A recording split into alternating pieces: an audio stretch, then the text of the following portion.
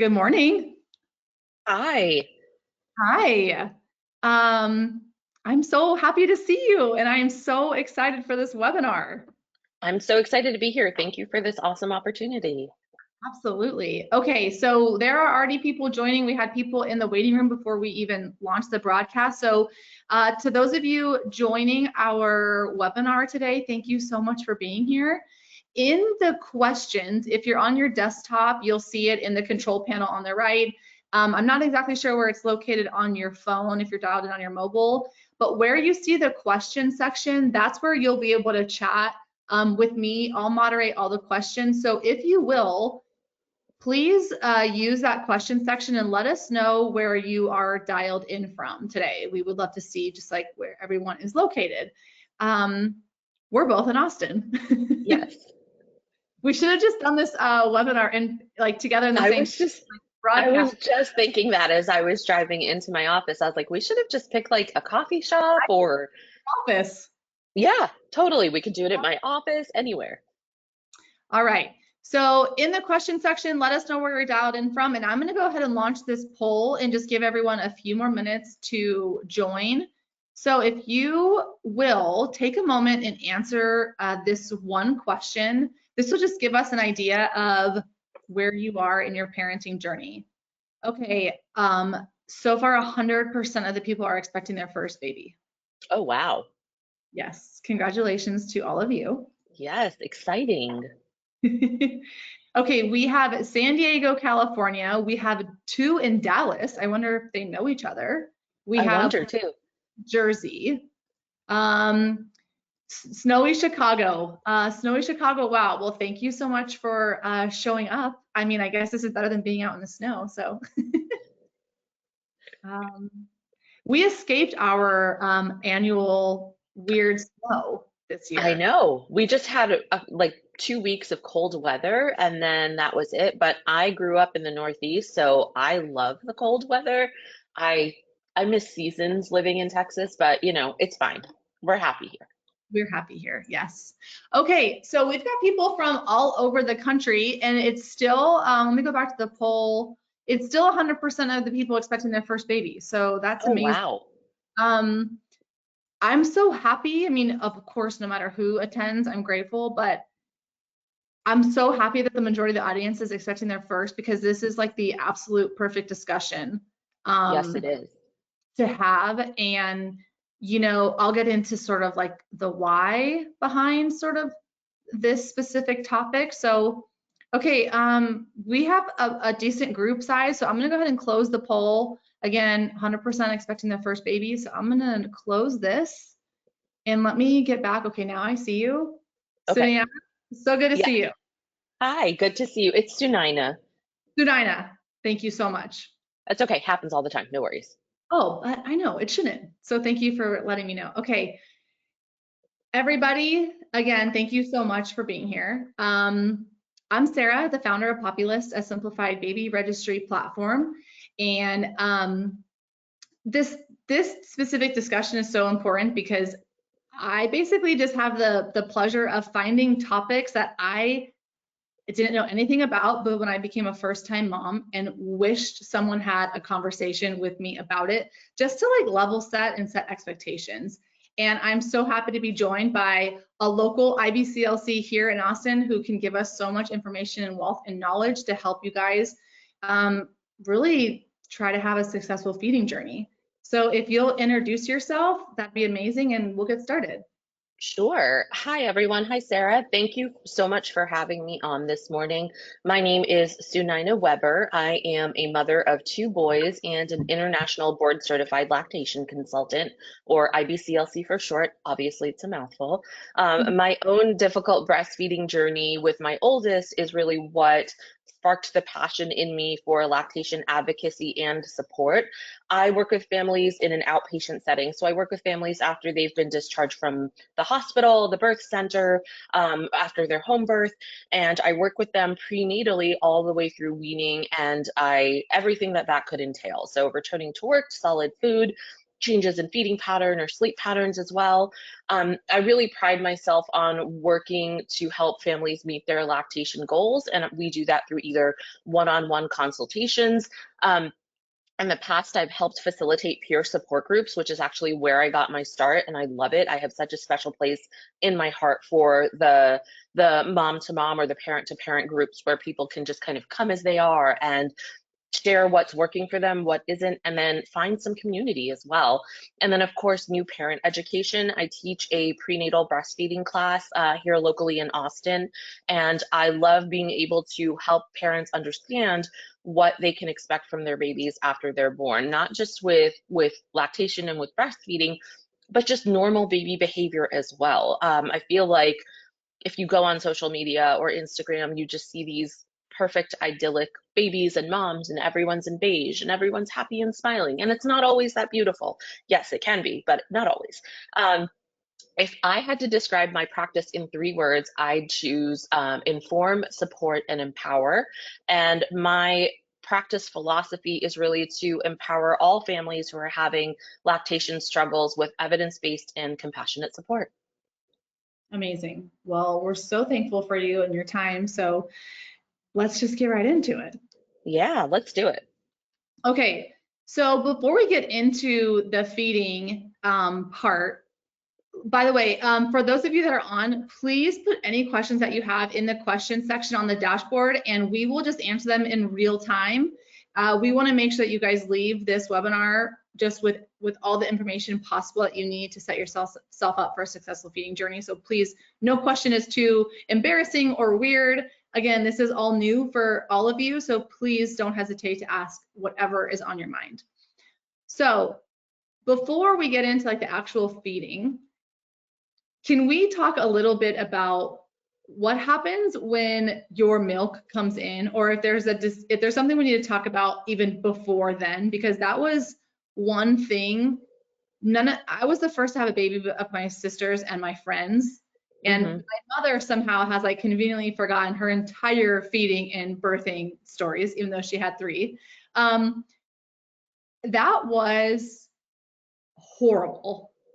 And I had no idea what to expect. So can you just talk a little bit about what that could be like and sort of like what's happening and maybe like the timing of when new moms can expect to have that happen? Yeah, absolutely. So one thing I want to note is partway through your second trimester, maybe in your third, you start to produce what's called colostrum or first milk. Colostrum is really low in quantity, but it's very high in impact. So not only does it have lots of antibodies in it and lots of different proteins in it to help your baby grow and things like that, but it also has a laxative effect. So it helps your baby excrete meconium, which is that first black, sticky, tarry poo. And when you are stimulating your breasts enough within the first couple days of life, somewhere between day 3 and day 5, maybe even up to day 7, depending on the parent and what their health history is, people start to notice that their breasts or their chests start to feel very, very full. They start to feel very heavy.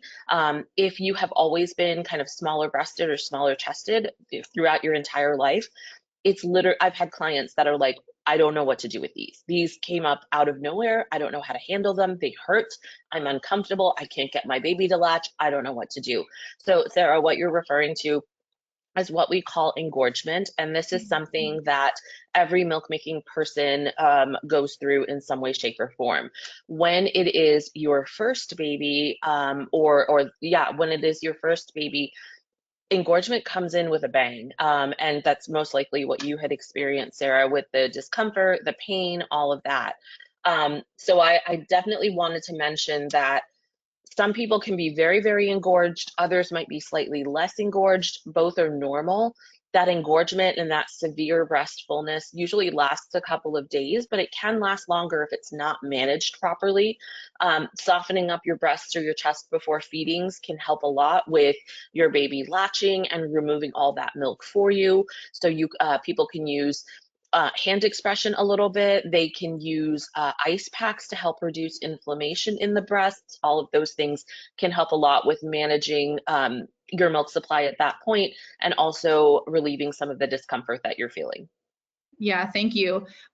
Quick question came in on the colostrum. Is that something someone would want to try to capture and store or collect and store if it like came out? Yes, so I'm so glad that they asked that. There is something called antenatal colostrum harvesting or antenatal colostrum expression, and it's where a pregnant person would use their hands to express colostrum and basically save it, freeze it, and bring it with them to the hospital when it's time to have the baby. There are a couple of things that you need to know before you attempt this. One, you need to be in a low risk pregnancy. Two, you need to be over 36 weeks gestation.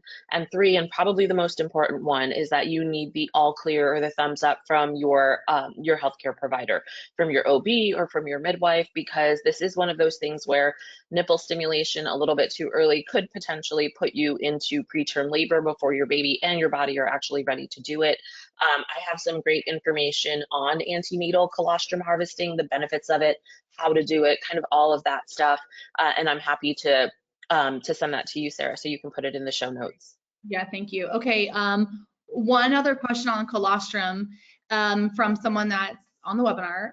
This is what she said. I've been trying to do hand expression for colostrum prior to delivery, started around 39 weeks after getting the okay with OB. Is it normal for that to cause a little discomfort around the areola from the squeezing, or am I maybe doing it like, wrong? I don't necessarily think that this person's doing it wrong, but they may be doing it a little bit too hard. Okay. So I would probably have them use maybe a softer touch or a more gentle touch. That being said, nipples and areolas and breasts get very, very sensitive during pregnancy, especially towards the end.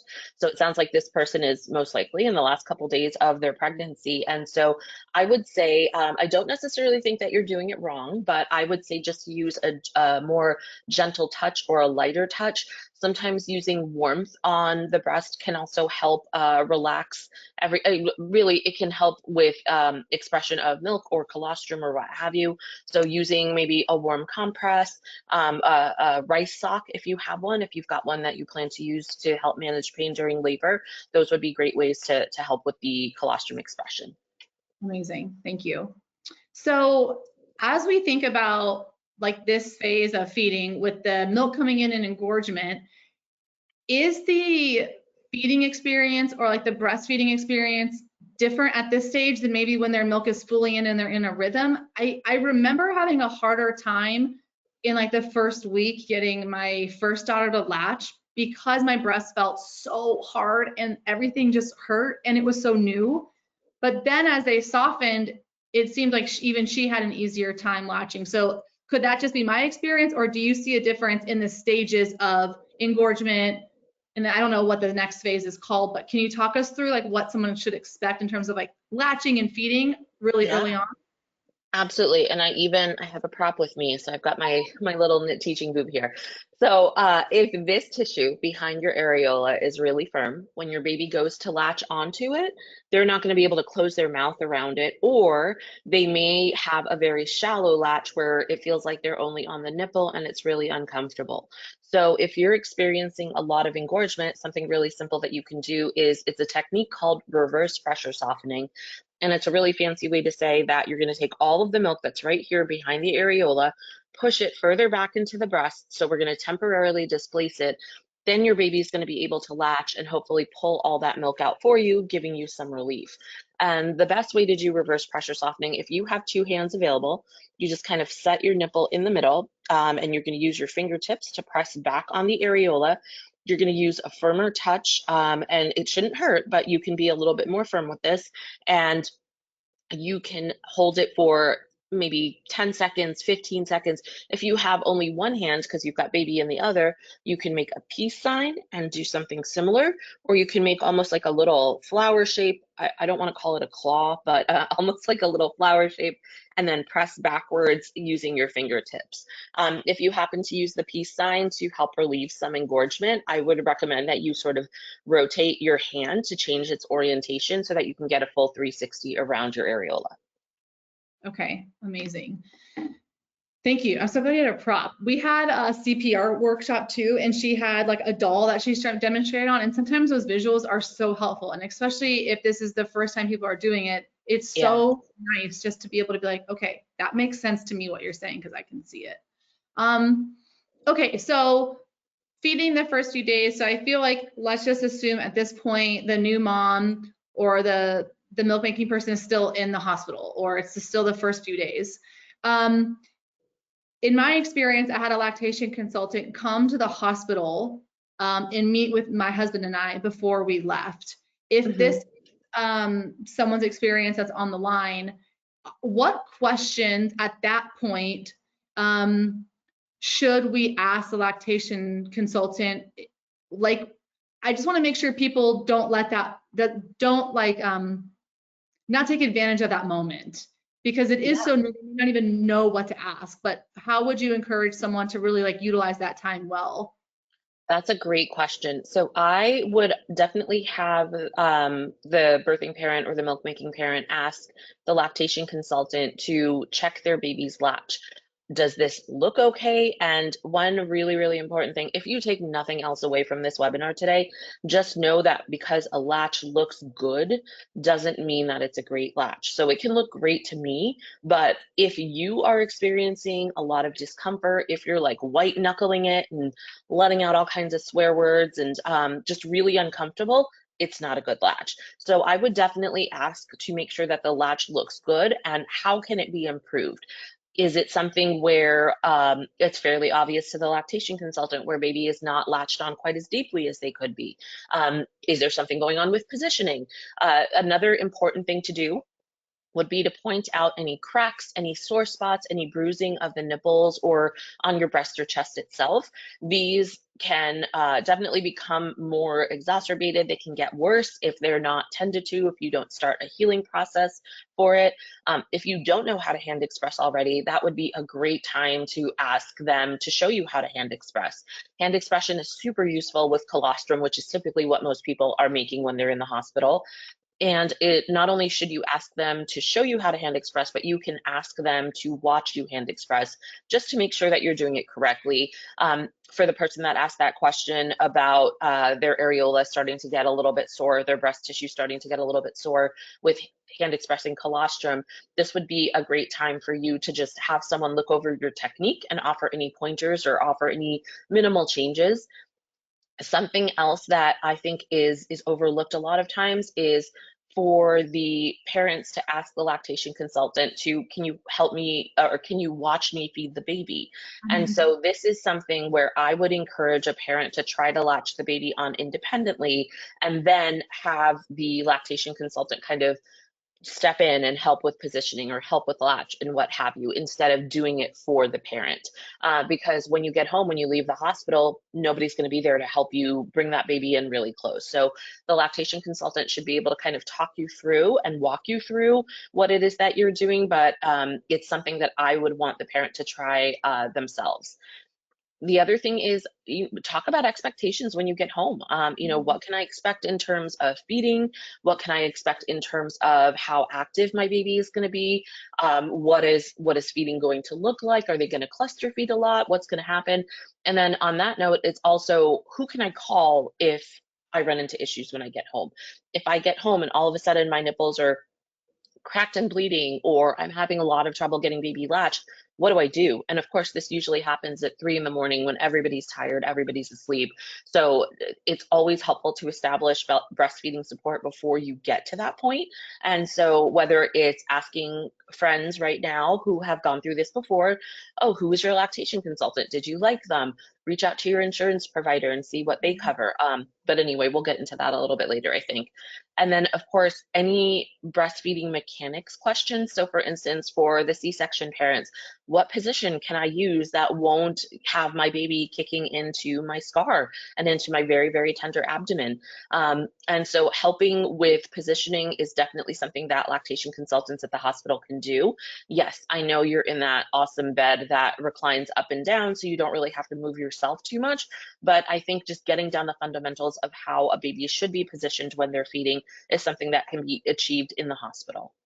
Absolutely. Thank you for all those amazing suggestions. So one thing I'll add, the lactation consultant, by the way, your guys' work and what you do is so important. Like my first interaction with a lactation consultant was obviously in the hospital after I had my first daughter. And I just felt like she was such an angel and so generous with her time. She was so calm. She made me feel so confident. But I will say one of the things that I also loved, in addition to everything you just said, is she really made sure my partner, who at the, is my husband, Scott, was in the room with me. This session when she came in was just as important for Scott. So for those of you on the line, make sure that the non-birthing partner, whoever your partner is in the hospital, is really paying attention to what she's saying. She also gave Scott suggestions on how he could support me during my time breastfeeding Amelia.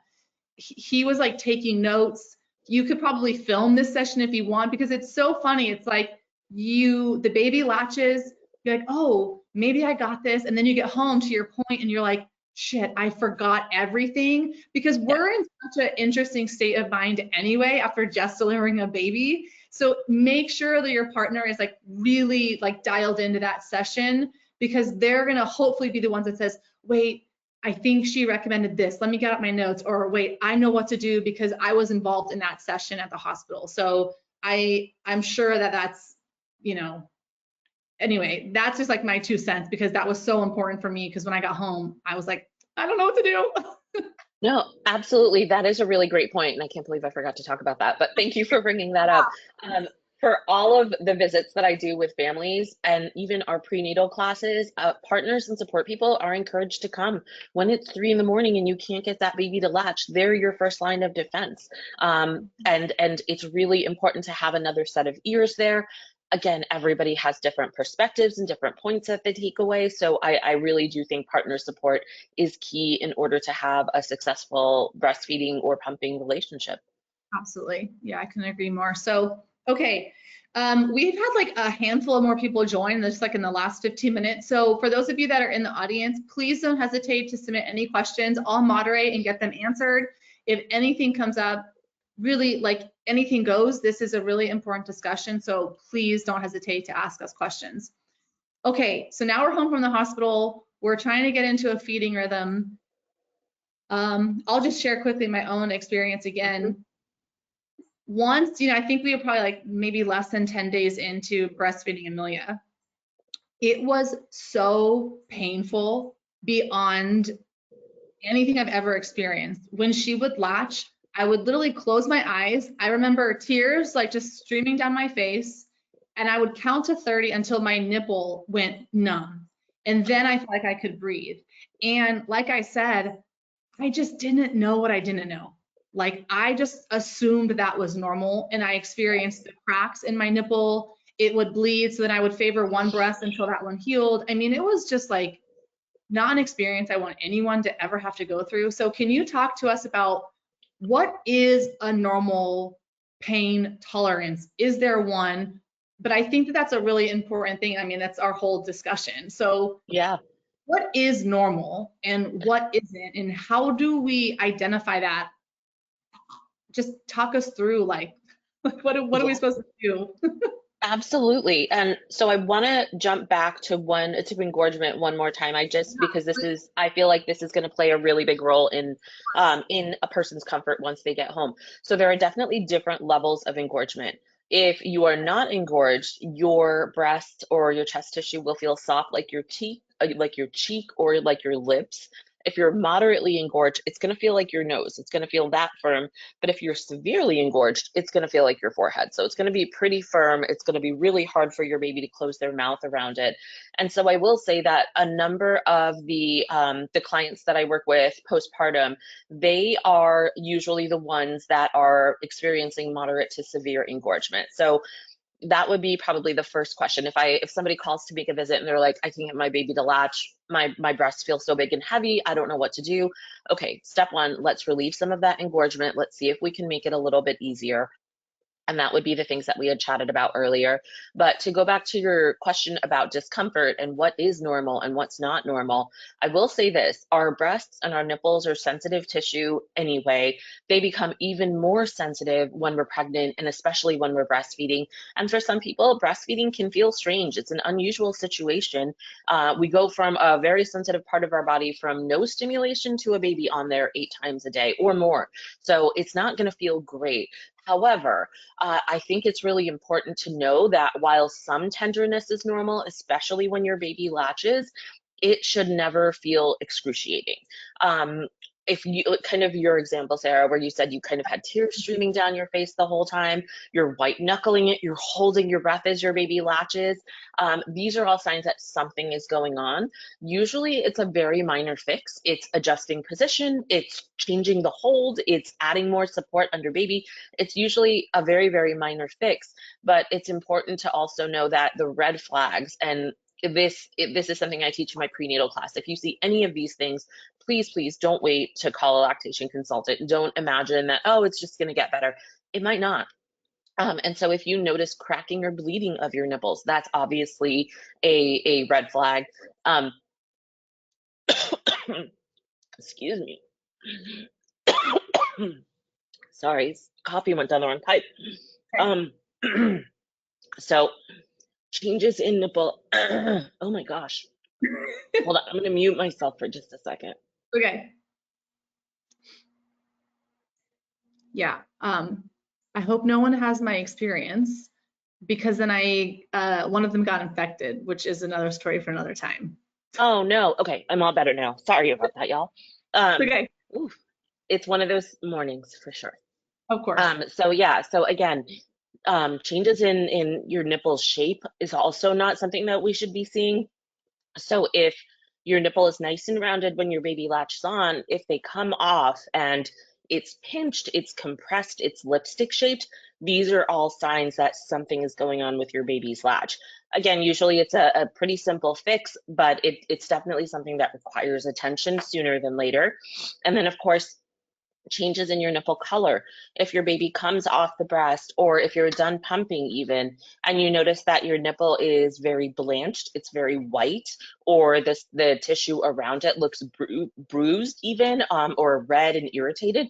Again, these are all signs that something is going on. And like I said, while some tenderness is normal, if you notice these things happening, and especially if they're happening consistently, please reach out to a lactation consultant or other lactation support just to make sure everything is okay. Yeah, thank you for all of that. Amelia's was an easy fix. She had such a narrow latch, like almost like a puckered mouth when she would latch. So her mouth wasn't around like my whole areola, like it was just like on the tip of my nipple, essentially. Yes. And it was so painful, but maybe, I'm sure she did tell us this in the hospital, but again, like you just sort of forget these things when you're such a blur. And it wasn't me and Scott. We just weren't paying attention to how wide her mouth was getting or wasn't getting when she would latch. And once I went back to the hospital to meet with a lactation consultant, she was like, oh, we can fix this immediately. And it was such a different, beautiful experience after that, because it became so much easier. Like as soon as she it's almost like when she would yawn, I'd be like, like try to like put her on. Bring her in real quick, yeah. So I was so thankful that it wasn't something more serious than just, a really shallow latch. Mm-hmm. Yeah, I'm really glad too. And you're absolutely right. That I feel like is something a lot of people forget about. It's like when they see their baby's mouth open just a little bit, they're really quick to put their baby onto the breast. And I understand you have like a millisecond to get that baby on before they start to close their mouth again. But it's really important to make sure that you're waiting for a big wide open jaw or a big wide open gape. If you're not seeing that for whatever reason, again, exactly what you said with Amelia, where you could see her open really wide to yawn, but she's not opening very wide to latch, reach out to a lactation consultant. There's definitely some very, very gentle things that we can do to help elicit a big wide open gape and obviously a more comfortable and a more successful breastfeeding experience. Yeah, and then one thing I'm sure I know you do this with all of your patients, but when I went to that follow-up appointment with a lactation consultant, they also taught me how to break her latch if it was super painful which I want to make sure people on the call know that's also a technique that someone can tell, and you can probably show us right now, but I was Yes, so thankful to know that little trick. I basically like stuck my pinky like right here on the inside of her mouth to like break that's her it. jaw open, not break her jaw, you know what I'm trying to say. Break the You, seal. Yeah. yeah, and I was so glad there was a technique that didn't hurt me pulling her off. Um, Yes. oh my gosh, like I feel like my body's still like doing this thinking about it, but that technique like saved me when we needed to, okay, your latch is wrong, we got to relatch. Like getting her off was so important too. Exactly. And you're right on the money. Our nipple tissue is very stretchy, so you can't just kind of pull the baby off your nipple. When your baby latches, what they do is they actually form a vacuum in their mouth using their palate, using their tongue, and using their cheeks. So if you try to just pull that baby off, your nipple tissue is very stretchy. It's probably going to go along with them. And yes, you will eventually get them off, but it's really going to hurt like hell. It So did. exactly what you said, try to slip your finger, your pinky, your index finger, whatever you can, into the corners of their mouth, in between their gums. And then if you bring your finger in like this, then you rotate it so it's standing up a little bit more to break that vacuum, and you'll feel the pressure kind of release on your breast tissue, and then you can bring your baby away. If It's you the can't get your, best. oh, go ahead. No, I was just gonna say it's the best feeling when you break their latch and then you're like not in pain, then you can just start over.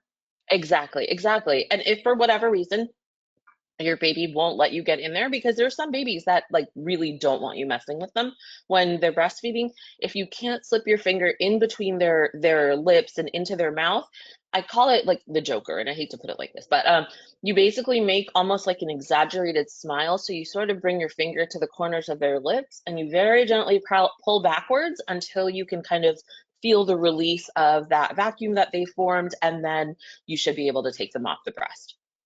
Amazing. Thank you so much for all of this.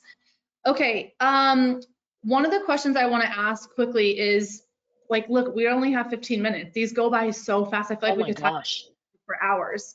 Um, Pumping. Is pain with pumping normal? I don't know. I always felt like mine was off, but that's because I didn't even know about phalange sizes until my second daughter. So can you sort of like just share a little bit about pumping and what people should consider when they're like, selecting a pump, but also the phalange sizes and why that matters? Yeah, absolutely. So when it comes to pumping and to figuring out what kind of pump you should get, sometimes you're kind of limited by what your insurance provider will cover. Other times you pay a little fee for an upgrade to one that's wearable or that has a battery built into it, or something like that.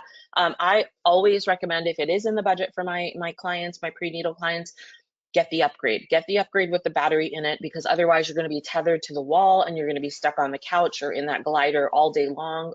Not all day long, but for pretty significant chunks of time. And so that gets real old real fast. So I would say to get the upgrade if it's in the budget. And then the other thing I would say is to think about how you're going to be using your pump. Are you going to be returning to work at 12 weeks or 3 months or whenever it is? Is your plan to pump during the day? What kind of a job do you have? Do you have an office job where you can go into a pumping room or close and lock the door to your office so that you can pump? All of these things definitely play a role in selecting the type of pump that would be right for you. Back to that insurance piece, that is something that all of you on this call who have not had your baby yet, you can do that now.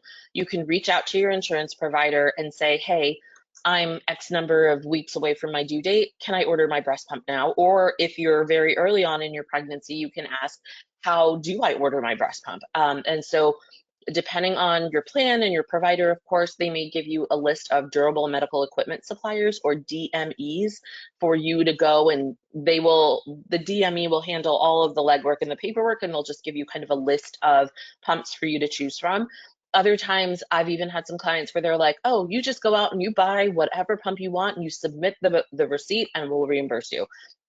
That is awesome. But for me, with my kiddos, I had to obtain a prescription from my OB-GYN, or really the with the midwife group that I was with, the physician, the OB that was overseeing them. So I had to get a prescription for the specific pump that I wanted, and then they covered it. And even in that case, they sent me the wrong one, which that's a whole thing. But looking into that right now before your baby comes will also help save you a lot of legwork after your baby comes. And then to get to your point about the flanges, most pumps these days, just about every pump these days, comes with 24 millimeter and 28 millimeter flanges, which for the population I work with, 99% of the time, they are entirely too big. I found that most of my clients are somewhere between 15 millimeters and 19 millimeters as far as flange size goes. And so making sure that you get measured by a lactation consultant after your baby is born is something that you can really do. You can do it before your baby is born as well, but it's important to note that your nipples will change shape. Usually they grow, sometimes they get a little bit smaller. It just depends on the person, but there may be several times in the first year of your baby's life throughout your breastfeeding journey where you have to go and remeasure yourself and maybe change the flange size depending on the growth that's happened. Okay, good, thank you. We had a question come about the phalange size, so let me go ahead and ask this. One of our attendees says, something I found confusing about phalanges is exactly how to measure and choose appropriate phalanges. I read that if your nipples are more or less elastic, you may need a larger or smaller phalange size, question mark, any advice? Also, thoughts on some of the aftermarket style phalange inserts that are sold? Yeah, so I will say I love the flange inserts. I actually keep them in my office, and we will measure for flange size at a visit. With flange fit, unfortunately, it's not a perfect science, and it's not just the number that we get, it's how much milk you yield with that. Are you yielding more than you were with the 24s or whatever size you were using previously? Is it painful for you? So there's other things that factor into it, and it's not just a numbers game. The best place to measure the flange or to measure your nipple for a flange would be here, where the nipple meets the areola. So you would want to measure there. So it doesn't necessarily matter how long your nipple is, but it's more how wide your nipple is. And so there are rulers that you can purchase online. If you have a printer, I have a printable that I would be happy to send you. And then Sarah, I will email you a link on how to get that too. But yeah, you can definitely measure for yourself. They sell rulers now on Amazon or just about any website that you can measure yourself even before your baby comes, at least so you have an idea of what size. I will also say that the aftermarket flange inserts and the aftermarket stuff that you can get for your pump, most of it is compatible. It works just as well as the brand products that are available out there. Okay, cool. Can you hold up your crochet boob again? Okay, Yeah. so you're measuring just the nipple. That's how you get the flange size. Yes. Both of my kids, I swear, I thought it was the whole, like the width of the areola. Like I thought everything needed to go through. Yes. I'm like shocked. I mean, that's literally how I pumped. I know. I think back, I used a 27 millimeter flange. And looking back, I'm like, what size was I actually? Because of course, if I measure myself now, I haven't breastfed in years, I would probably be like a 13 or a 15. But I'm like, gosh, how much Wow. more milk could I have gotten if I had the right I know. I was size? like, oh my God, I thought it was the entire like width of my areola needed to go through the phalange. Yes. And That's, here's the wildest part about it. It is not correlated to breast size. So you could have very large breasts and use a smaller flange size. And conversely, you could have very small breasts and need a larger flange size. I'm blown away. Okay, I don't know if this is necessarily a question, just more of a statement, but I'll read it anyway. With the question on aftermarket flange type inserts, the sizes available by major companies is sometimes limited. For example, Spectre has 16 millimeters and then 20 and up from there, but nothing in the middle. So Yeah, yes, that is correct. So for me, I tend to buy the off-brand products. And again, I feel like they work just as well as the brand products. I've had clients who have done the same and they haven't really noticed much of a difference. there are, going back to the insurance provider, depending on your insurance brand and what your plan says, you can actually have them send you replacement parts for your pump every so often. And that's another thing. The parts on your pump need to be replaced periodically, depending on how frequently you're pumping. So that's something that people don't realize either. And then it's like they go back to work, and a few weeks into working, they're like, oh gosh, I'm not making enough milk, my supply's dropping. But really, it's as simple as swapping out the pump parts. I have one more question that I want to get answered before our time is up. But on the pump parts thing, just FYI, I stored all my pump parts in between my girls, so about 3 years apart. When I got all my breast pump parts out for Zoe, my second daughter, I didn't check all of them, and the tubes actually had cracks in them. So when I went to pump, it wasn't working. And so I was freaking out. So for those of you on the line, in case anyone joined that's going to be like a second time parent, even first time parents, put your whole breast pump, everything together, make sure every part is working, especially if you've kept it away for a couple years. Because then I just was so stressed out ordering different parts of the pump and like trying to piecemeal it all together on Amazon. Yes. I didn't check them before I pumped, and I had a crack in like both of the tubes. Yeah, and it's one of those things too where if we hook ourselves up to the pump and we don't turn it on, or we turn it on and we don't feel or see what we're used to seeing or what we expect to see, of course, the first answer is we're blaming ourselves. Oh my gosh, I have no milk, I'm drying up, this is what's happening. That is most likely not the case. It's exactly what you said, Sarah. There's something that needs to be replaced. There's a tear in one of those soft silicone membranes. Something is going on. Yeah, totally. Okay, one more question from the audience, and then I want to ask, one final question that you and I had talked about on our prep call. Something I find confusing and concerning from seeing so many Instagram posts, first red flag, so many Instagram posts about this topic, is if my nipples are shallow. The moms they show in lactation videos and on those Instagram accounts seem to have such long nipples. Should I worry? No.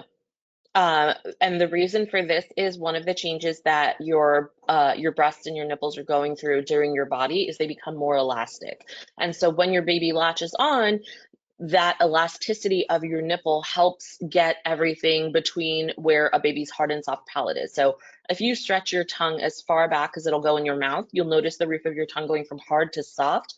That is where your baby needs to bring everything. So you can tell it's pretty far back in the mouth. So because it's breastfeeding and not just nipple feeding, your baby is not only going to take your nipple into their mouth, they're going to take breast tissue into their mouth too. And the elasticity of your nipple plus the breast tissue that they have will bring everything as far back as it needs to be. That being said, if you do feel like your nipples are shorter or even inverted, I've worked with moms with inverted nipples. That doesn't mean you can't breastfeed.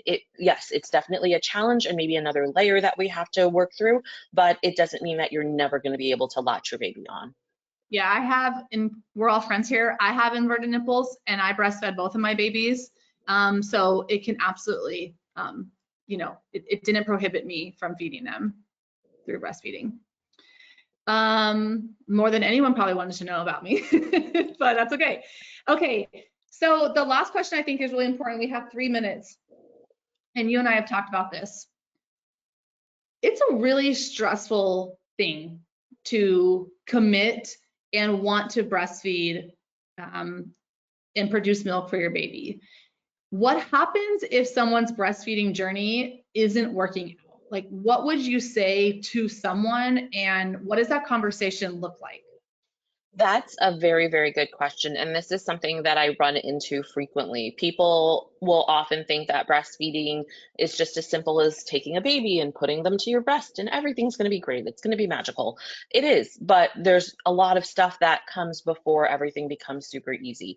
So if I'm working with a family and they are really, really stressed out about making milk, if they're feeling very overwhelmed by the whole process, then we have a heart to heart. And I say, okay, what do you want this to look like? What are your goals now that you've been doing this for 2 weeks or a week and it's not quite going the way that you want? And so I would really, really say that the way that I view my job as an IBCLC is not to force lactation or not to shame someone into breastfeeding, chest feeding, or pumping.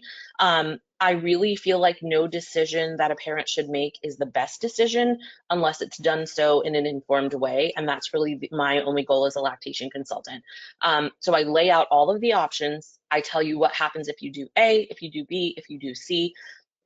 And I support whatever decision you make for your family. And I tell my clients this at the end of every visit. You are allowed to change your mind. If this plan is working fantastically for the next week and then everything goes sideways, okay, let's reassess, let's reevaluate. But I'm a firm believer that breastfeeding is not all or nothing. I do feel that feeding a baby with your milk, with mom's own milk, ideally is the gold standard and biological norm. But I also believe that a parent needs to take their own well-being into account before they can fully take care of their baby. Both things can be true. I can say, yes, breast milk is the best thing for your baby, but if you're not doing so well, then we need to make sure that you are doing well enough to be able to take care of that baby. And so, like I said, a lot of people go into this feeling like they either have to exclusively breastfeed or not breastfeed at all. But there's so much in between that can be done to help the parent feel like they're reaching their goals, but also to ensure a healthy baby and a healthy parent. Well, with that, I hope everyone feels a little bit more confident in their journey for when your baby arrives. And again, if we had any veteran parents join for when your second or third baby arrives, we will be sending out a recording of this webinar, including a lot of resources, discussed resources that she gives her clients and so forth. So please know that that is coming. Any last fighting words? I'm so thankful for you and everything you shared. I wish I had access to someone like you with both of my girls. And but any last thing you want to leave anyone with?